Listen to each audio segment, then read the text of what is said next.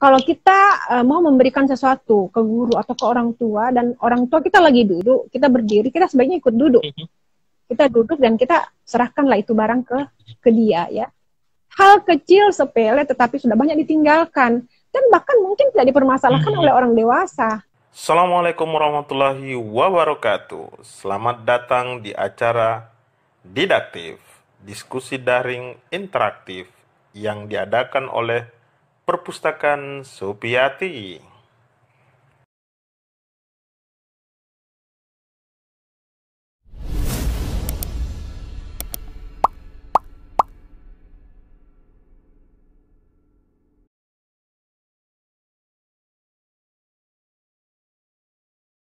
Ratu Bilqis tadi Kak, insya Allah dia mau langsung praktikkan nanti katanya sama kemanakannya itu. Silakan dicoba Ratu Bilqis. Kemudian kembali pada pertanyaan saya Kak, anak dan sekolah, otokritik tak terhadap sekolah. Kemudian, setujukah kita Kak bahwa perundungan itu sangat potensial dan paling besar itu terjadi di sekolah? Silakan Kak. Ya, setuju sekali. Bahkan sebenarnya bukan hanya di sekolah, tapi di rumah sekalipun itu perundungan sudah biasa terjadi. Ya, jadi dua-duanya berpotensi. Apa yang terjadi, apa yang biasa kita coba, ada tidak yang diantara kita yang bisa mengenali bentuk perundungan seperti apa yang biasa terjadi di rumah? Coba, ada enggak yang hadir yang bisa memetakan atau mengenali? Boleh mengukur dari perasaannya sendiri atau dari mungkin buku teori konsep pengetahuan yang dia ketahui, yang dia bisa baca di rumahnya atau dalam keluarganya. Bisa kita kenali dari apa, ada tidak yang bisa mengenalinya. Saat ini saya tantang coba yang hadir atau yang mengikuti, tuliskan bentuk perundungan apa yang menurut dia yang narasakan di rumahnya itu, dalam keluarganya.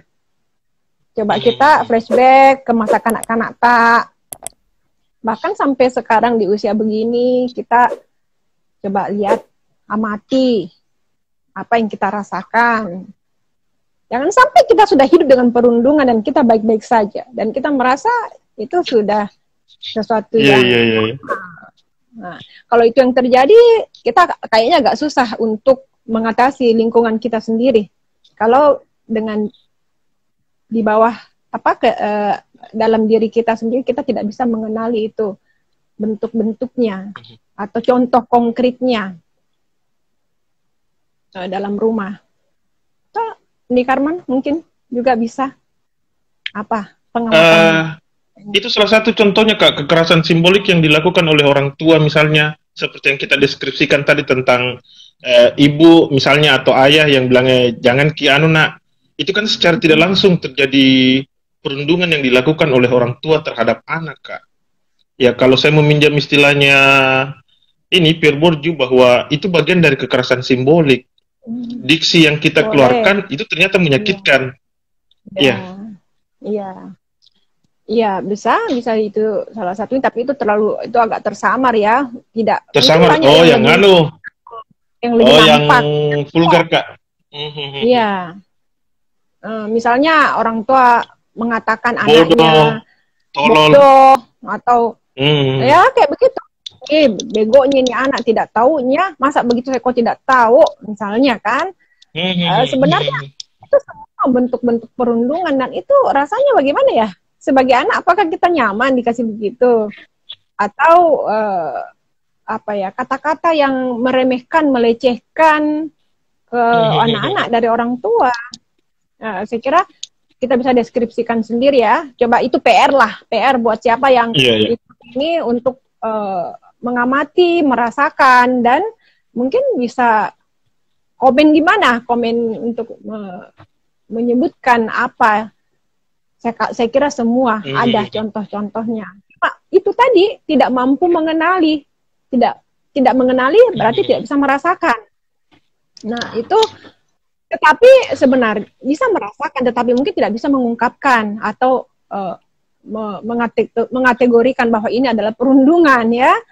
Tetapi ketika rasa kita tidak nyaman, saya kira itu adalah salah satu indikatornya bahwa ada sesuatu yang tidak pada tempatnya begitu. Terlepas mungkin dari kita terlalu sensitif, tapi itu nantilah. Saya kira kita juga bisa ukur diri sensitivitas kita kadarnya seperti apa ya. Yaitu PR untuk kita masing-masing kenali di rumah kita, mulai kita kecil sampai sekarang, bentuk perundungan apa yang pernah atau biasa kita alami di rumah. Saya yakin akan ada, bahkan mungkin banyak. Nah, lalu kita ke sekolah. Nah, di sekolah itu banyak sekali. Sulit disebutkan. Nah, tetapi sekarang karena kita masuk ke sistem, kita susah untuk mengubah keseluruhannya. Maka kita mungkin akan jadi stres rasa sendiri kalau kita mau mengubah sistem secara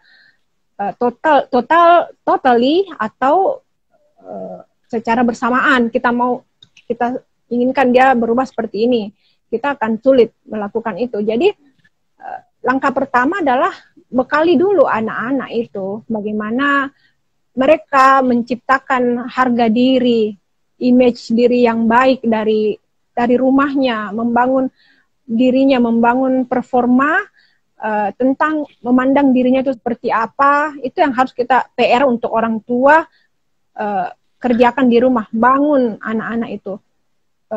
Bentuk itu karakter yang kuat, ketahanan diri yang kuat. Nah, kalau sudah itu kita masuk ke institusi sekolah, kita bisa memberikan banyak, misalnya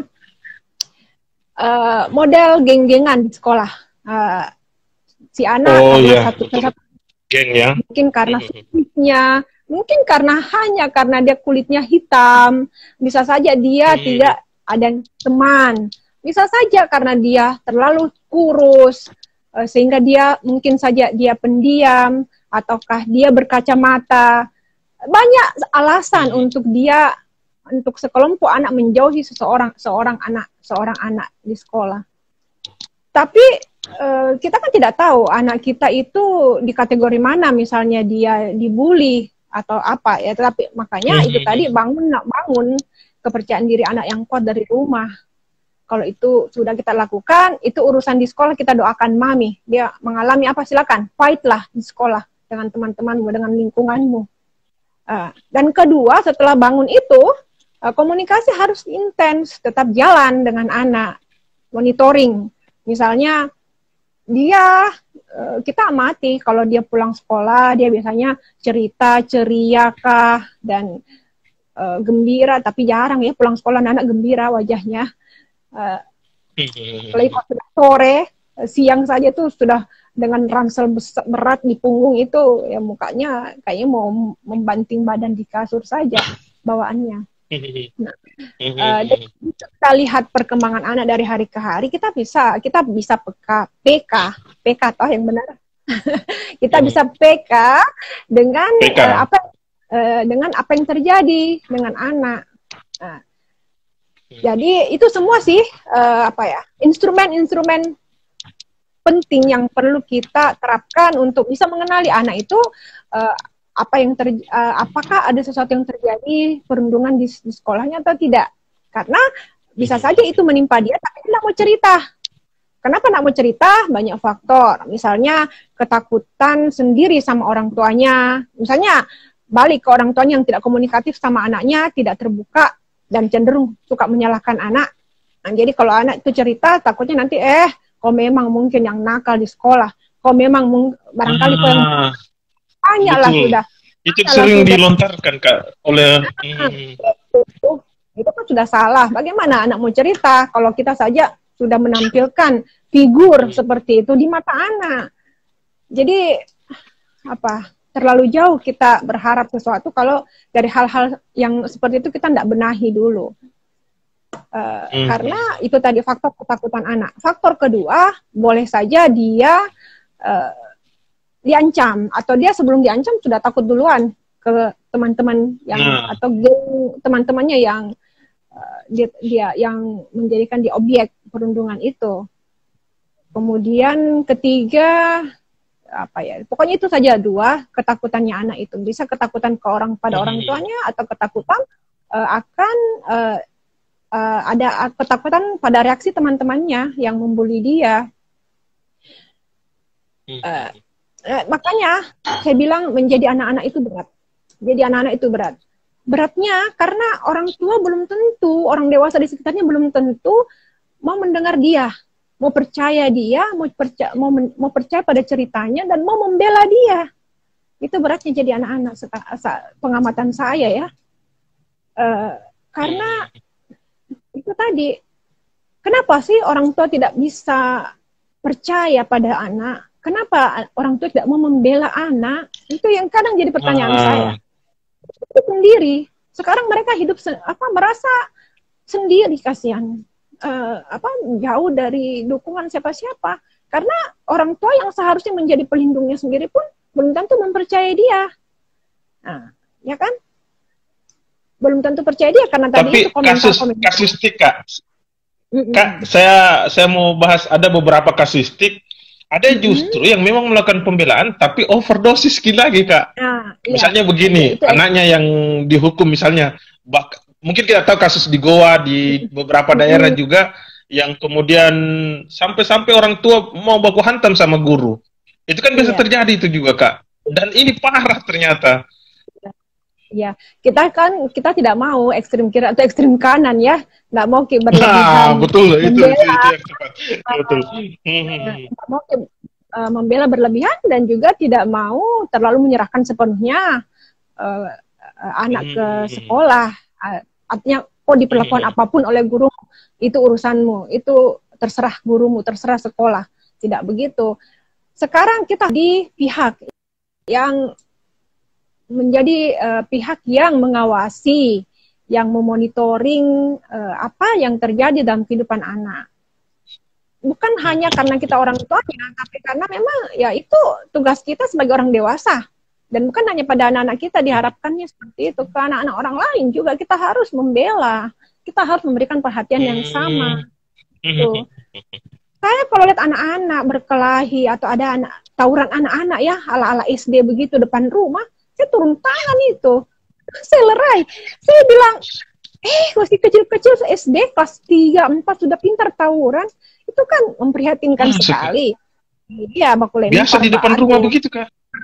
Pernah dulu, 20 tahun yang lalu, baku lempar.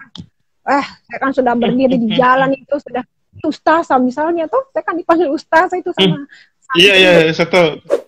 Ya, setidaknya masih punya power lah saya kalau di sekitar-sekitar rumah itu. Dengan saya memandang saja begini. Pandangan begitu, kanan ke kiri, sudah bisa anak-anak itu lari. Sudah bisa dia, takluk lah, artinya mendengar. Saya juga ada cerita, kenapa mereka mau mendengar ya. Saya belum berbicara banyak, sudah mendengar. Iya. Ya, jadi balik lagi ke itu tadi, bahwa perundungan itu bisa saja terjadi di mana-mana. Bahkan di tempat mengaji. Jangan salah. Jangan percayakan anak sepenuhnya ke ustaz. Ya, ke TPA, ke tempat mengaji. Kita tidak tahu apa yang terjadi. Jadi, betul, Kak, betul.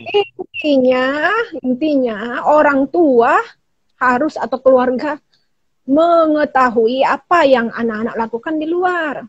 Mengetahui tidak cukup, tetapi ikut mengamati, mengawasi, kemudian mendengarkan kalau anak-anak, dan membuka telinganya, menyediakan wajahnya untuk mendengarkan anak-anak bercerita. Kalau itu, itu terjadi, insya Allah bagus. Kita akan bisa meminimalisir masalah-masalah yang kita khawatirkan. Itu tadi Andi Karman bilang kalau berlebihan ya, saya juga tidak setuju kalau orang tua terlalu berlebihan membela anaknya. Karena itu efeknya buruk. Anak-anak nanti akan sedikit-sedikit mengadu, tidak punya mental kemampuan untuk mengenali bahwa ini memang masalah perlu saya laporkan, mana yang tidak. Dan dia menjadi selalu di atas angin. Intinya apa-apa yang berlebihan itu tidak bagus lah, ya. Over atau under, ya. Over melindungi atau baliknya itu kan. Memang bersikap di tengah-tengah itu kan ke sesuatu hal yang bijak. Nah, itu sekarang kita cari bagaimana kita bisa berada di tengah-tengah pada semua persoalan. Bisa kita menyeimbangkan, bisa memilah jalan yang benar itu ya di situ, yang di tengah-tengah itu. Tidak ada di kanan atau juga tidak terlalu ke kiri. Ya.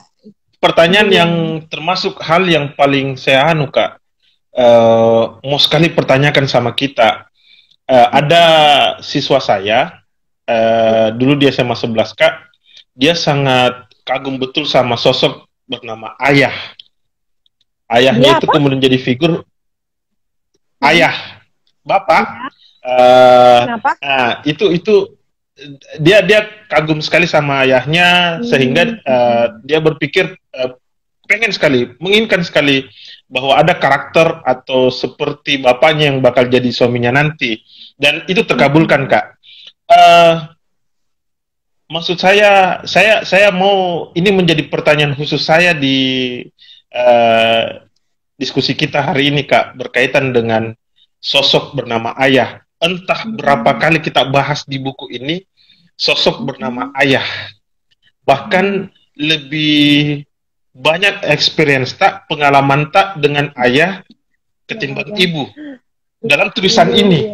Bahkan saya sempat mau menangis Kak waktu kita berkata bahwa sekiranya bapak tak mau, ayah tak, beliau masih hidup dan kemudian melihat karya tak, karena itu satu-satunya hal yang belum terpenuhi, yang belum dilakukan oleh sosok bernama Ayah. Tolong deskripsikan bagaimana sosok Ayah yang kita pernah dapatkan dari beliau, sehingga saya berani untuk sementara berkesimpulan, Kak, melakukan hipotesis bahwa bentukan yang paling besar dalam hidup tak itu bernama Ayah. Berarti benarkah pertanyaan hipotesis saya juga beberapa pekan lalu waktu saya tanya Kika, bahwa apakah benar kalau anak perempuan itu sangat dekat dengan seorang bapak dan anak laki-laki sangat dekat dengan seorang ibu? Artinya ini gambaran umum Kak, bukan berlaku secara umum. Artinya gambaran umum yang saya maksudkan adalah ya secara umum seperti ini, tapi tidak seluruhnya. Tolong deskripsikan Kak tentang sosok bernama bapak, ayah. Kalau saya, pengamatan saya pribadi, tergantung ayahnya seperti apa. Ya, tidak serta-merta bahwa sosok ayah itu akan menjadi idola anak perempuan. Meskipun para pakar mengatakan ketika kekurang hadiran ayah dalam kehidupan anak perempuan itu akan berefek kurang baik. Nah, kekurang hadiran itu bukan berarti secara fisik, tetapi juga secara emosional. Itu kata pakar ya. Tetapi saya sendiri belum mengkaji tentang hal itu. Tetapi kalau saya lebih percaya bahwa sosok ayah seperti apa dulu yang diinginkan untuk menjadi idolanya si anak itu. Makanya itu PR sebagai kita, bapak-bapak atau kaum laki-laki, ingin menjadi seorang ayah seperti apa kelak di mata anak-anak. Karena ya lagi-lagi meskipun ayah itu ada lengkap sama ibu, tetapi kalau kepribadiannya, terus karakter, kedekatannya, perhatiannya itu kurang atau nyaris tidak ada, ya tetap kali nol saja itu ayah. Apalagi kalau benar-benar sudah ada, ya efeknya dia akan cari keluar sih, bahkan mencari mungkin calon pasangan yang akan lebih dewasa, yang lebih mengayomi, lebih bahkan tidak bisa jadi seumur-umur ayahnya untuk mencari pengganti kehilangannya dia, begitu.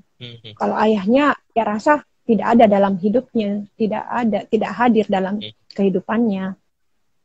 Nah, jadi itu penting sih, penting bagi ayah itu untuk bersikap baik kepada putra-putrinya, terkhusus putrinya. Kalau dia mau benar-benar memahami ini. Kemudian ayah dalam catatan saya di tulisan itu sama, ibu juga berperan sangat banyak.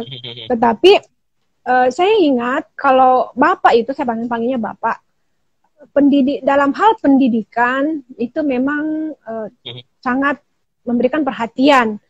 Tetapi yang unik, bapak itu juga tidak menuntut kami untuk menjadi sarjana. Karena beliau selalu percaya bahwa sekolah kehidupan adalah sekolah yang terbaik. Jadi contoh-contoh kayak Buya Hamka itu sering menjadi obrolan di meja makan. Bagaimana seorang Buya Hamka. Iya. Begitu kasusnya. Betul. Ada kelas 3 SD. Itu tetapi dia punya pengetahuan dan bahkan bisa menjadi seorang profesor ya. Karena dia bukan bersekolah formal, tetapi di luar sekolah formal. Itu sih harapannya. Makanya saya itu terus terang juga tidak selesai S1 saya. Karena itu menikah di usia masih semester 7. Saya juga merasa saat itu adalah pilihan terbaik, tetapi bukan menjadi contoh buat anak-anak muda untuk mengikuti, harus seperti itu. Kalian juga punya pilihan, punya pertimbangan, punya kesadaran sendiri yang berbeda dengan saya waktu itu memilih. Nah, jadi karena itulah, tetapi saya bersaudara banyak yang sarjana, bahkan sampai S2 ada. Cuma kalau untuk saya tidak melanjutkan S1, tidak menyelesaikan. Cuma sekarang saya ambil S1 online, jarak jauh. Itu yang biasa saya sudah semester 6. Karena kenapa saya pilih itu dia. Saya ingin merdeka, mencari ilmu, mau membaca apa saja dan belajar apa saja, otodidak. Tetapi mungkin saja untuk masa sekarang itu tetap ya hitam di atas putih atau ijazah bagi waktu-waktu tertentu atau saat event-event tertentu itu dibutuhkan. Tetapi bagi saya tidak menjadi hal yang urgent untuk saya lakukan saat itu. Jadi bapak itu, jadi begini, ada kasus kami itu dulu waktu usia naik kelas 3 SD, pindah ya dari kampung ya Sopeng, pindah ke Kak. Desa internasional itu Sorowako. Kenapa bilang desa internasional? Karena dari Sabang sampai Merauke banyak ada, dari luar negeri juga banyak, dari Kanada, Australia, pokoknya banyak lah, banyak ekspatriatnya di sana. Jadi bayangkan perubahan budaya itu dari kampung yang terpencil ke tempat yang internasional seperti itu kehidupannya. Dan waktu itu yang banyak berjuang mengejar nilai-nilai kami itu, mengajari kami setiap malam itu bapak.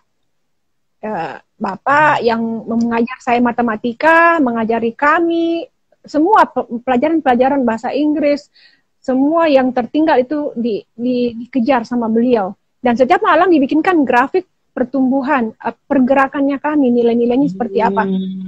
Jadi setiap kita belajar di meja makan, kita balik ke dinding, kita lihat, oh sudah mulai membaik, oh masih perlu ini, oh ini masih kurang, gitu. Jadi sangat concern dengan perkembangan akademiknya anak-anaknya. Tapi bukan itu saja sih, karakter, manner, etika itu bapak gurunya. Beliau sendiri kalau di sekolah itu memegang 7 mata pelajaran. Ya waktu itu di sana. Jadi ya bapak itu guru. Sebelumnya beliau. Ya, makanya Kak saya potong dulu Kak. Kan dalam tulisan Tak ini bapak itu sosok yang mengajar. Ya kita sebut 7 tadi mata pelajaran. Tapi beliau kan juga sempat kuliah tapi tidak selesai. Pertanyaan saya Kak, sebenarnya beliau dulu itu jurusan apa Kak? Jurusan ekonomi Unhas, tapi hanya sampai semester 6. Oh, ekonomi Unhas ya. Oh iya. Teringat. Iya. Itu bilangnya fake Unhas. Dan nggak selesai. Dan kayaknya saya menurun ke generasi saya barangkali. Selanjutnya. Iya. Iya. Beliau itu sebelum jadi guru kerja di personal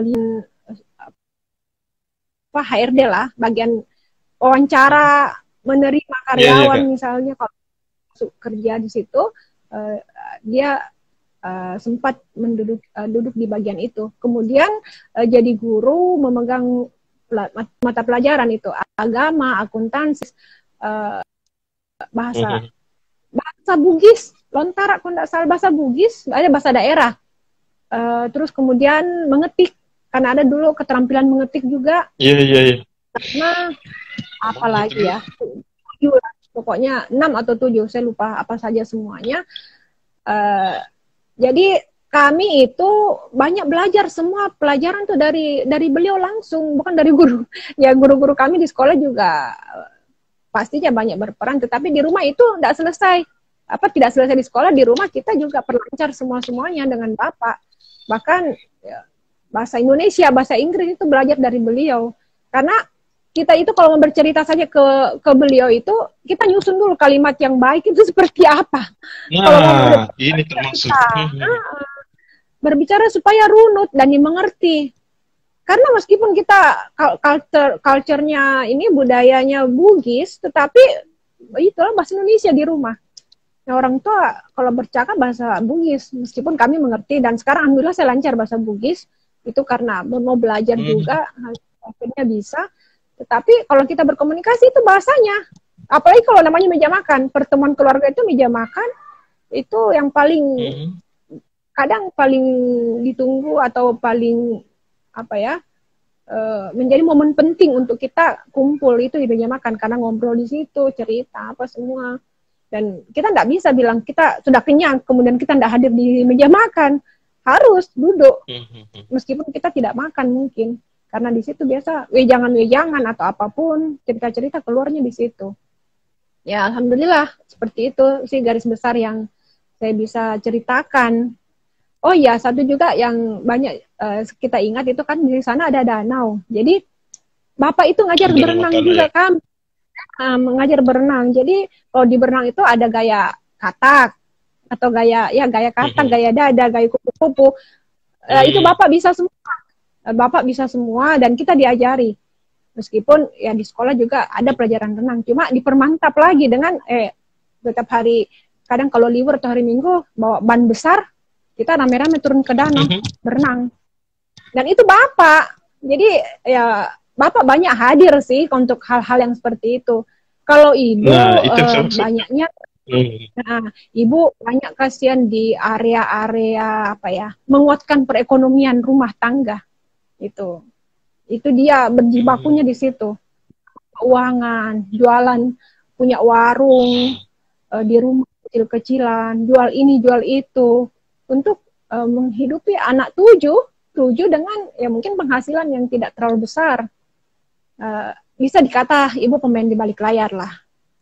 Nanti ada sesi-sesinya nanti kita juga tentang beliau. Berarti buku ketiga kan ya? Buku ketiga ya, ditunggu jalan cerita selanjutnya.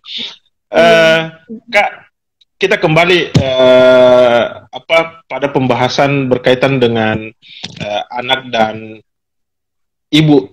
Dua hal istilah ini yang kemudian menjadi epicentrum dalam buku tak. Saya ulangi, anak dan ibu. Bahkan diktum yang sangat terkenal bahwa anak juga manusia. Tiba-tiba kita pun kemudian mengeluarkan sebuah diktum tersendiri bahwa ibu juga manusia. Artinya banyak hal yang selalu coba dibenturkan bahwa ibu dan anak itu adalah hal yang seolah-olah terpisahkan gitu. Dunia anak yang harus dimengerti oleh dunia anak yang mesti dimengerti oleh ibu, begitupun sebaliknya. Artinya kita mencoba untuk menyelaraskan bahwa tidak perlu terpetakan ruang antara anak dan ibu itu. Hanya yang menarik ini Kak, saya teringat ada salah satu acara stand up comedy kemarin yang kalau tidak salah namanya Denny Beler. Dia melakukan otokritik, acara roasting temannya yang berlatar belakang BNN. Dia mengeluarkan satu istilah, demotivasi. Jadi istilah demotivasi adalah yang dikeluarkan oleh seseorang justru kata kuncinya adalah nasihat atau motivasi yang dikeluarkan itu justru menjadi antitesis terhadap apa yang dilontarkan itu. Misalnya begini, jangan merokok. Justru orang yang tidak pernah merokok ini sangat potensial untuk merokok. Jauhi narkoba. Orang semakin penasaran. Bagaimana sih rasanya narkoba itu? Artinya model anak kebanyakan yang saya dapatkan, kebanyakan anak-anak hari ini kalau tidak terjelaskan secara detail, artinya slogan-slogan yang dihadirkan di dunia, di jalan raya misalnya dan seterusnya, ini kemudian sangat potensial anak-anak kita. Yang saya maksudkan adalah seorang ibu sering menggunakan diksi negasi. Diksi negasi yang saya maksudkan jangan atau tidak. Ini kan yang selalu, ya, enggak boleh, jangan gini. Ah, ini yang saya maksudkan, Kak. Saya butuh penjelasan tak berkaitan keluar kata yang, ya. Silakan, Kak. Saya butuh konfirmasi tak berkaitan diksi demotivasi tadi itu. Jadi itu yang saya maksudkan tadi, Kak. Tadi kan putus-putus ya. Jadi saya coba simpulkan penggunaan ini ya, kata gitu. Jangan itu ya. Jangan ya, penggunaan kata jangan, kenapa disarankan untuk tidak sering-sering digunakan? Atau bagaimana? Begini, Kak, ada istilah demotivasi.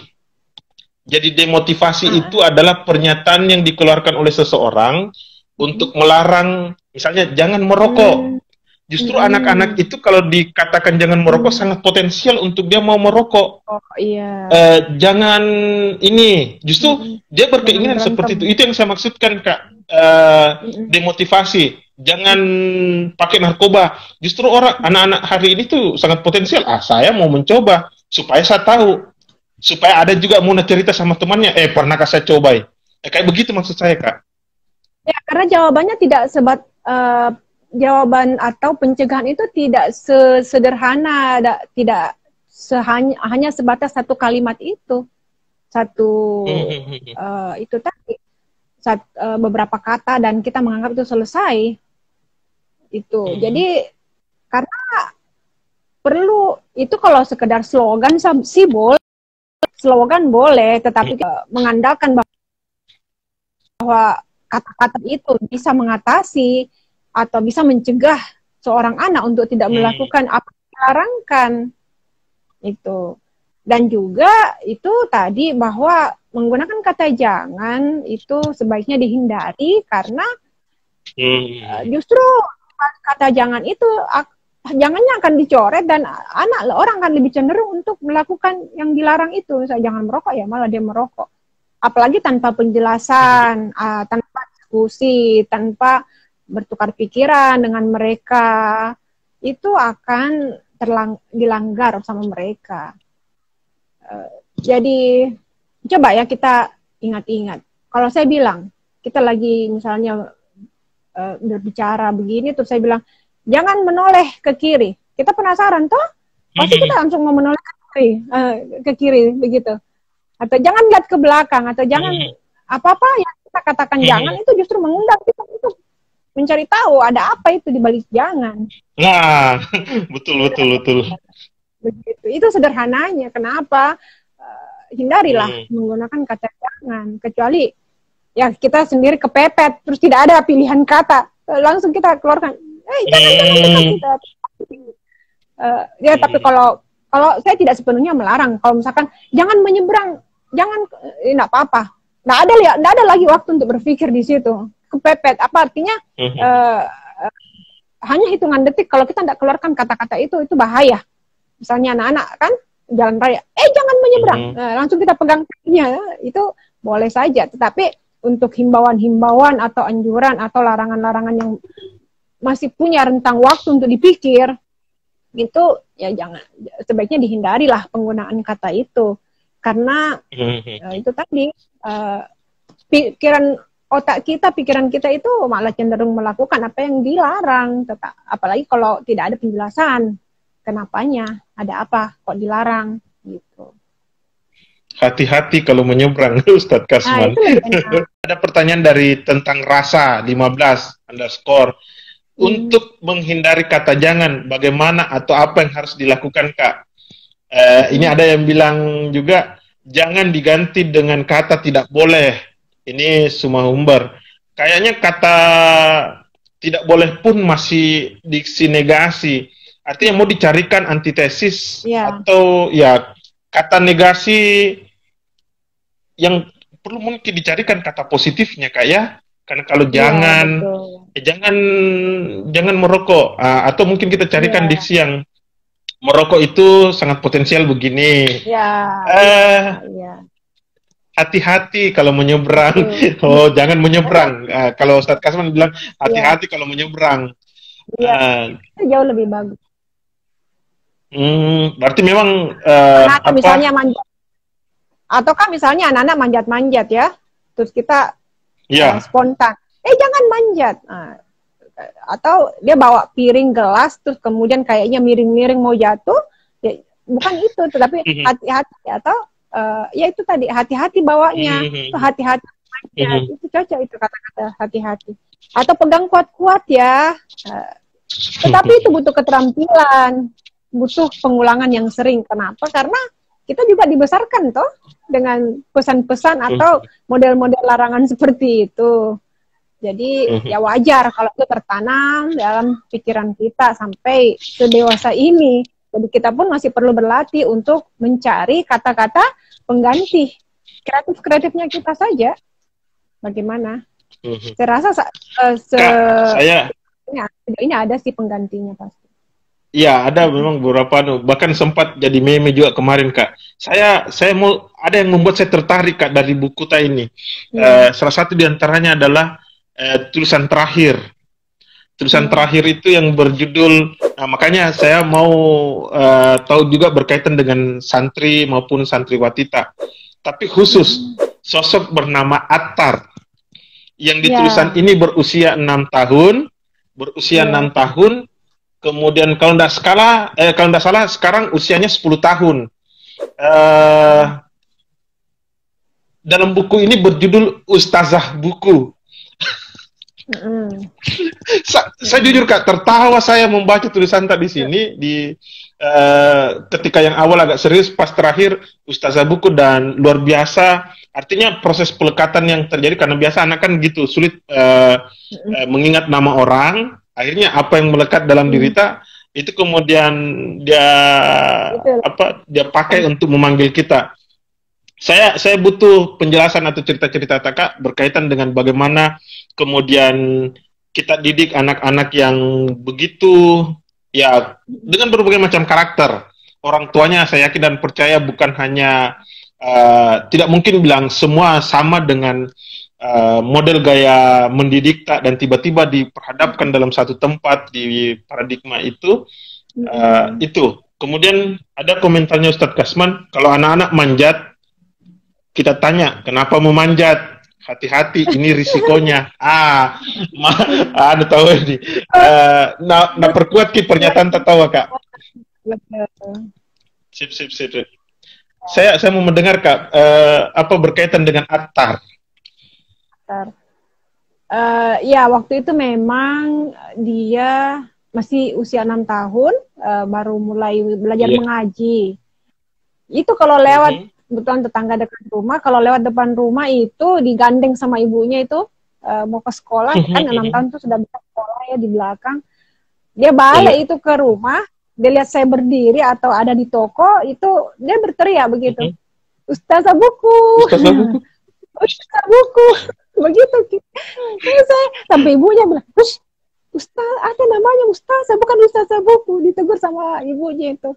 Tapi saya senyum-senyum saja, tidak terganggu lah dengan sapaan, malah suka. Nah, itu tadi, itu contoh kecil kelucuannya anak-anak itu. Jadi, saya banyak sebenarnya itu rekam anak-anak yang perilaku-perilaku anak-anak kecil yang terjadi di sekitar. Ada selain Attar, ada kasus ya, anak tetangga juga, itu saya tidak tahu apakah saya cerita di buku ini atau tidak, dia mengalami gangguan apa ya, entahlah, gangguan motorik atau gangguan sedikit semacam anak-anak yang mengalami ini, saya susah mendeskripsikan nama gangguannya, tetapi dia itu kalau melihat barang orang atau ke rumah orang, dia mudah langsung mengambil itu barang atau membuka toplesnya, mengeluarkan isinya, bawa. Ya. Dan itu kasus yang terjadi waktu itu.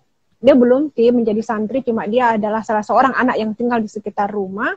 Dia tiba-tiba, waktu itu saya lagi duduk di meja, dia masuk ke toko dan ambil salah satu buku. Dia bawa pergi, saya belum sempat berucap apa-apa, dia bawa lari itu buku. Saya mengejar dari belakang, heran kan, kenapa ini anak tiba-tiba masuk begitu saja. Setelah saya kejar sampai di gerbang itu pagar, dia lempar itu buku ke got. Dia lempar itu buku ke got.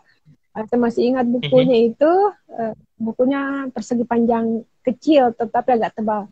Dia lempar, baru saya pungut itu buku, saya cuci bersih-bersih di keran air.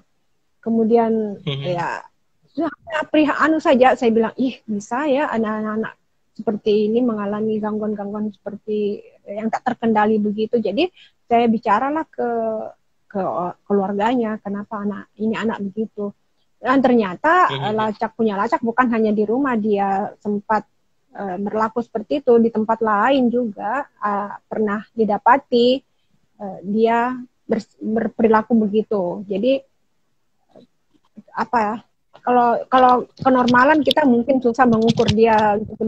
Kita pasti akan menyalahkan sekali ya kalau kita mengukurnya sebagai perilaku anak normal. Tetapi kalau kita menempatkannya sebagai anak yang mengalami gangguan, kita akan maklum. Dan waktu saya menjadi maklum dengan cerita yang disampaikan oleh orang tuanya.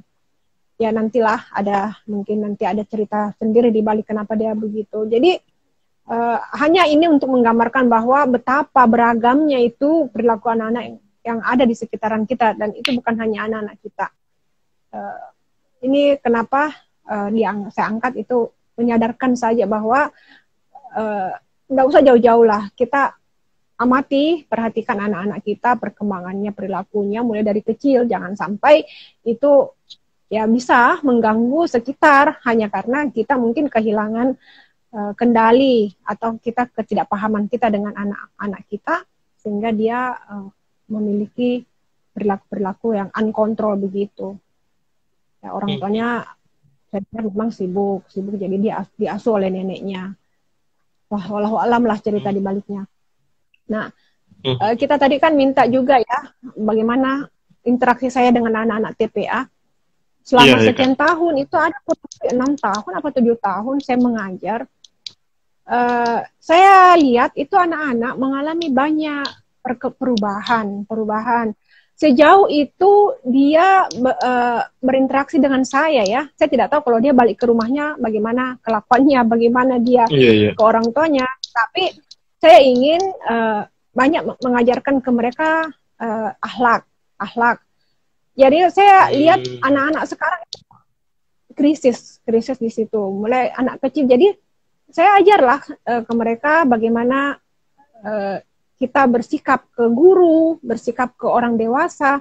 Contoh kecil saya bilang, saya biasa ingatkan, kalau kita mau memberikan sesuatu ke guru atau ke orang tua, dan orang tua kita lagi duduk, kita berdiri, kita sebaiknya ikut duduk. Kita duduk dan kita serahkanlah itu barang ke dia ya. Hal kecil sepele tetapi sudah banyak ditinggalkan, dan bahkan mungkin tidak dipermasalahkan oleh orang dewasa. Tetapi saya ingin, mungkin dibilang apa ya, kesannya kolot atau apa, saya tidak tahu juga kalau saya nanti akan dilabeli seperti itu. Hanya ingin kembali menumbuhkan etika akhlak atau manner atau etika perilaku baik yang sudah ditinggalkan. Lewat itu tabe kan sudah pasti nih, kita semua sepakat dengan itu. Nah, dan itu mereka semua lakukan. Jadi saya begini, anak-anak yang baru saya hadapi itu di TPA, saya akan gambarkan aturan-aturan apa, tapi tidak saya berbahasa aturan, cuma saya sampaikan ke mereka. Misal, kalau mereka datang mengaji ke rumah, kalau pagi, terus pintu misalnya belum terbuka, dia atau adalah keperluan dan dia harus datang ke rumah, ketuk-ketuk, sebanyak 3 kali, Assalamualaikum, tidak ada sahutan, mereka boleh pergi, ya kan?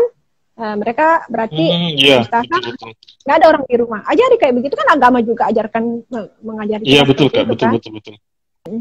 Alhamdulillah sejauh ini mereka mereka mendengar, mereka mematuhi, dan mereka praktekkan. Ya, ada juga saya bilang kalau area dapur itu kan ada gorden, ya, ada gorden itu meskipun bukan pintu kayu, tapi saya ajar ke mereka, ini batasnya kalian boleh berkeliaran di sini. Kalau mau berbicara sama ustazah, salam dan berbicara di balik gorden, jangan main buka, main menyibak begitu saja. Nah, jadi ya mereka lakukan itu dan saya percaya kalau mereka memang taat bukan karena takut, tapi karena kita ajak bicara gitu. Terus apa lagi ya? Nah, saya juga punya cerita ya. Anak les. Anak les itu usianya waktu dia les sama saya, itu kelas 2 SMP. Nah, saya bisa mendapatkan gambaran bagaimana dia berperilaku di rumahnya dengan orang tuanya. Coba ya. Saya bisa baca karena itu kan baca menjadi jejak sendiri ketika dia berbicara dengan kita. Kita bisa nilai ini anak bagaimana sikapnya ke orang tuanya. Jadi adalah beberapa sikap-sikap yang menurut saya tidak pantas dan dia terapkan ke saya langsung cut di situ. Nggak boleh. Saya bilang kata nggak boleh, saya langsung terapkan. Nggak boleh berbicara sama orang dewasa, sama guru, sama ibu.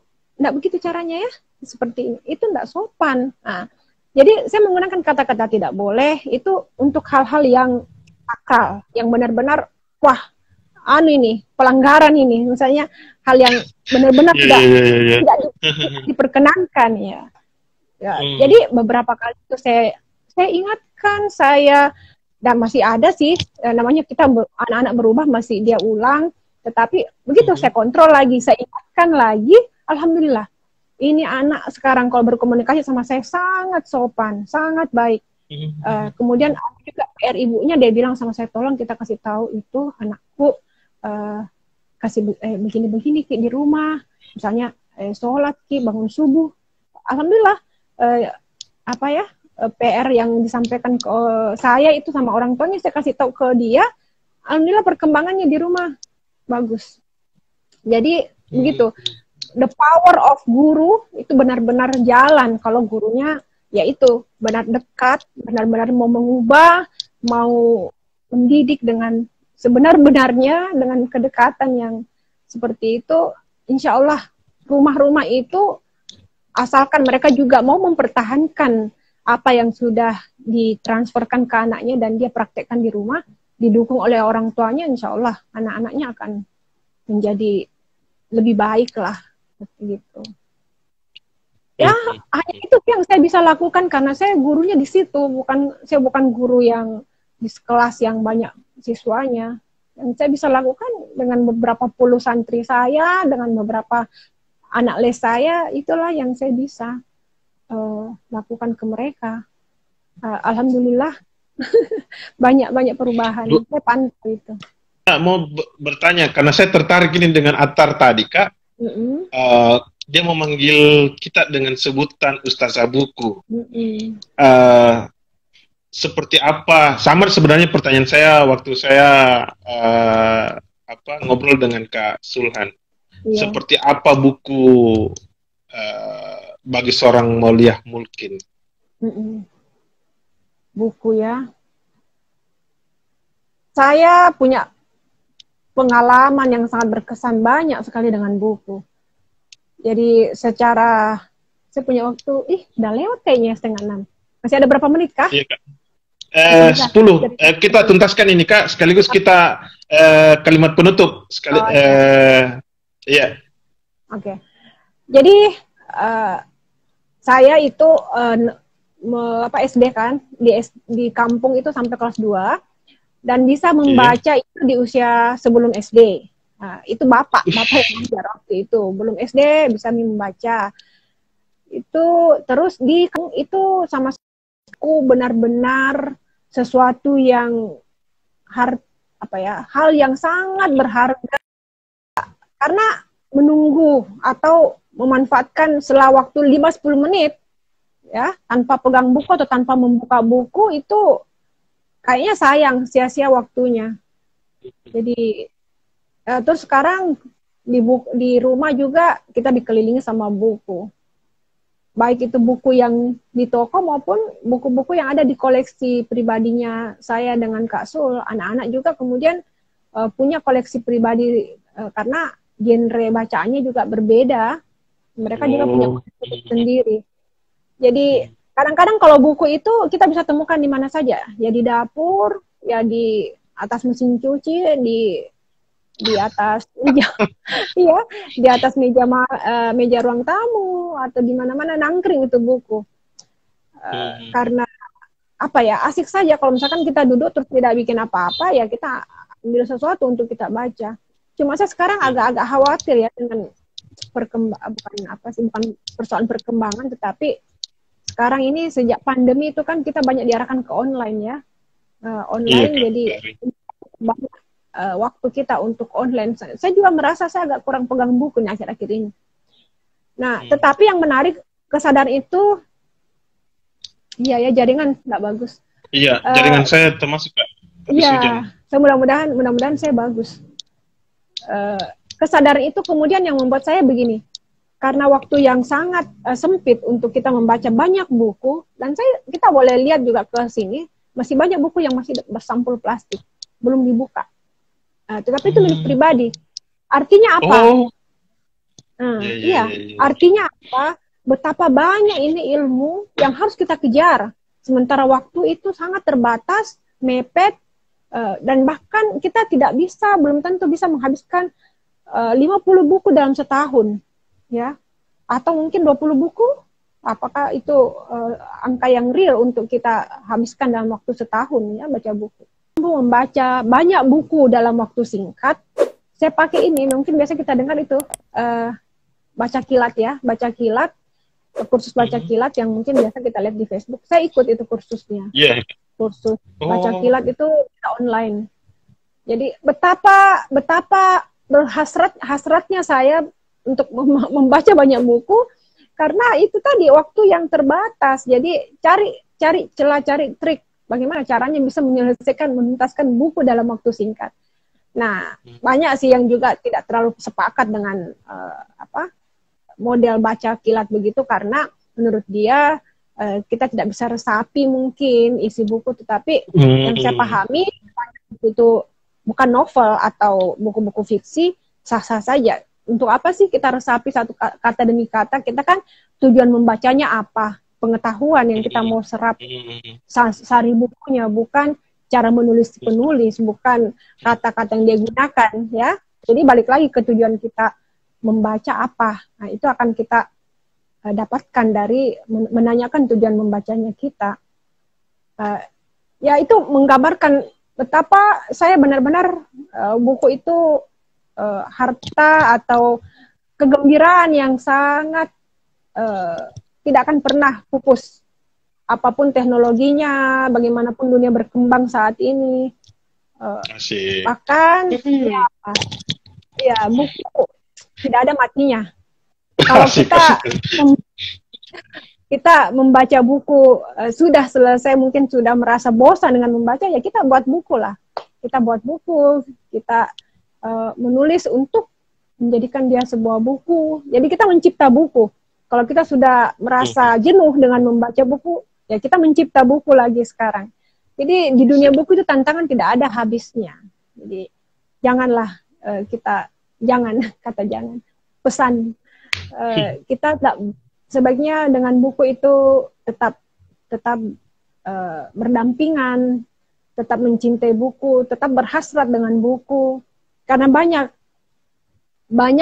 pengetahuan, banyak hal-hal indah yang bisa kita cerita dengan buku. Tidak ada yang lebih indah ceritanya kalau orang menceritakan sebuah buku, ya kan? Asik. Betul. Kalau dengan hal-hal yang lain kita boleh saja sama, tetapi pengalaman dengan buku itu pasti berbeda.